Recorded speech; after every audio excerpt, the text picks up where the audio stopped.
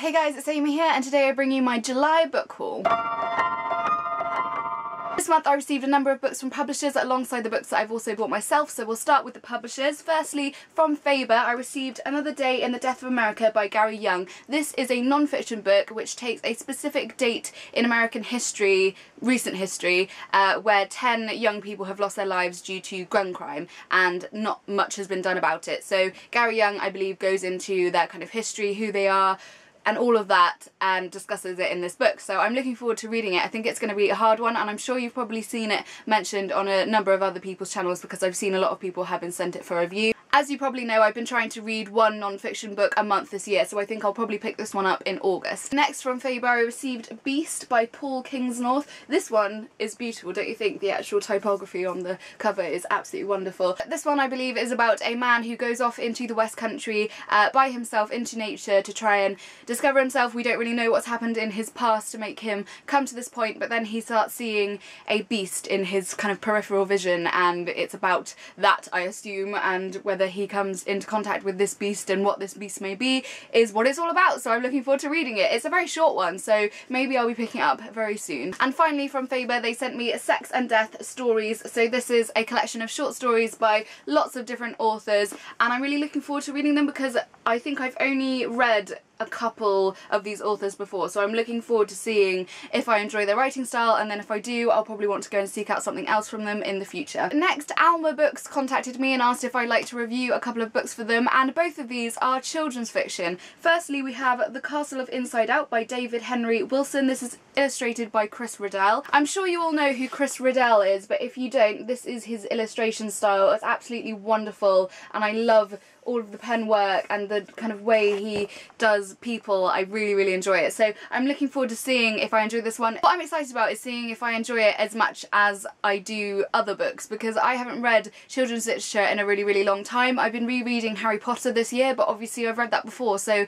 I have a connection to it. This will be completely new to me, so I'm excited to see whether I connect to it as much as other books. And the final one they sent me was Belle and Sebastian, The Child of the Mountains by Cecile Aubry, illustrated by Helen Stephens. And don't you think this one is also really beautiful? This one, I believe, is a work of translated fiction. It was originally written in French and now it's in English so that I can read it. And I believe this one is more of a French children's classic rather than something that's been written recently. I may be wrong. No, it first published in 1965, so yeah, it's more of a children's classic. So I'm looking forward to seeing how it compares to British children's classics that I've read, because I'm not sure if I've ever read anything else from another region of the world, or translated, definitely. So yes, I will let you know what I think of this one once I've read it. Finally, for the publishers, I have a whole bundle of books here from Penguin, which I totally wasn't expecting. I thought they were just going to send me a couple of them, but they've sent me a lot more than that, so it was very kind of them. Firstly, we have I Captured the Castle by Dodie Smith. So this collection is a new collection. It's called The Originals, and it's meant to kind of encompass the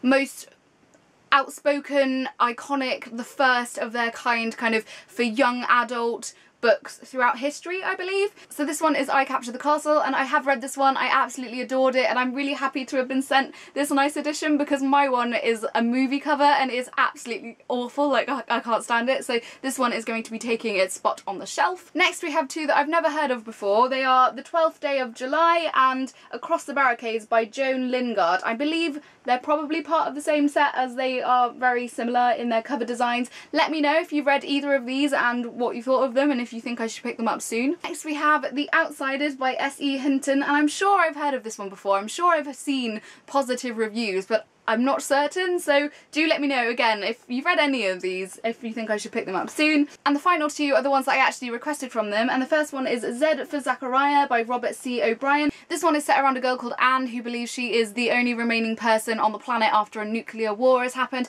I've been having the biggest urge to pick up something dystopian or post-apocalyptic recently. I don't know why. I haven't read something like that in a while, but I've been like wanting to pick up something like The Hunger Games. So this one I think is going to fill that urge for me, and I hope I'm going to enjoy it. The final one they sent me was The Wave by Morton Rhue, and again I think this is going to be one that I pick up very soon. I'll read you the back because it sums up perfectly what it's about. Laurie's classmates are changing from normal teenagers into chanting, saluting fanatics. The wave is sweeping through the school and it's out of control. Based on a nightmarish true episode in a Californian high school, this is the story of a fascinating experiment in World War II studies.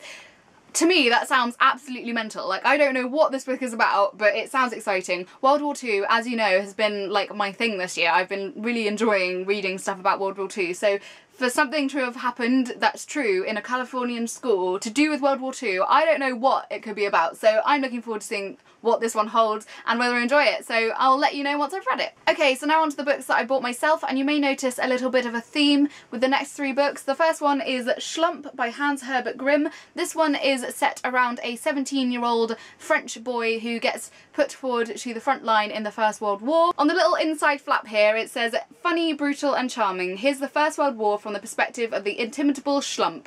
Intimidable? Is that how you say that word? I have no idea. I've been trying to say it for the past like 10 minutes. Intimidable? Inimitable? I don't know. You know what I mean. I've never seen this one on BookTube. I've never spoken about it to anyone. I was literally in Waterstones. I saw it and I read that it was about the First World War and I just wanted to pick it up. So if you had read this one, talk to me in the comments. Next we have Slaughterhouse 5 by Vonnegut. This one I've had on my wish list for such a long time, so I'm glad I finally picked it up. Again, this one is about war. It says on the back, it says, prisoner of war, optometrist, time traveller. These are the life roles of Billy Pilgrim, hero of this miraculously moving, bitter and funny story of innocence faced with apocalypse. So again, I think this is going to be a really great read. I've never heard anything bad about this book, so yes, I think I'm going to be picking up these books really soon. I want to just read them all at once. So finally, for my war-themed books, we have Night by Elie.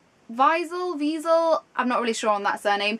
This one is a non-fiction book and it's Elie's account of being taken to Auschwitz concentration camp during the Second World War. So I think this one is going to be a bit of a hard-hitting novel. I've heard good things, I read good reviews before picking it up, so I don't know when I'm going to read this one. I think I'm going to have to space out these like World War novels because they're probably going to send me into like a deep depression if I read them all at once. So yes, this one I think is going to be a good one. Moving away from the war related novels, we now have a classic, and that is Jezebel's Daughter by Wilkie Collins. As you may or may not know, I have read and adored 3 of Wilkie Collins's novels in the past, and so I wanted to find something else from him that I hadn't tried yet. This one is set in 1820s Frankfurt, and as with all of Wilkie Collins's books that I've read so far, there is a element of mystery. There's been a murder, or there's something missing, or people are trying to discover the inner truths and secrets that are being hidden within the book, and I love that. I'm a real lover of mystery, as you'll find with the rest of this haul here I've got. The last 2 things I have to show you in this book haul are bookish box sets, and I'm so excited about them. They are both Agatha Christie themed, and the first one is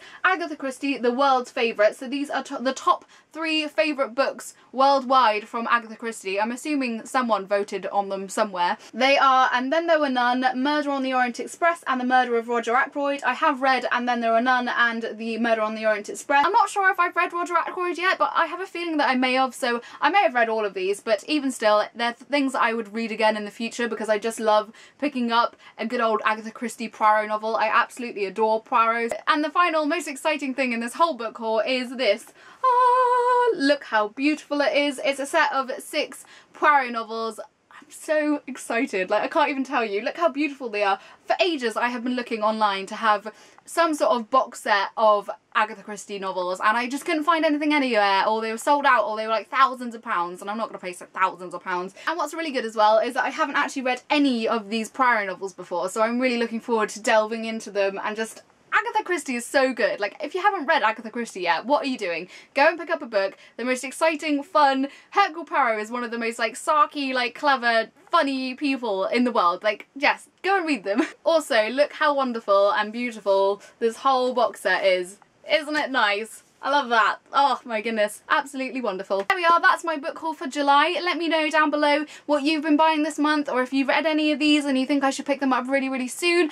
Talk to me in the comments. As always, I will leave links to Facebook, Tumblr, Twitter, everything I've mentioned today down below. I hope you're all having a fantastic day, and I will see you soon. Bye! Number 1 is the best book you have read in 2016 so far, and if you've been here a little while, you probably won't be surprised to see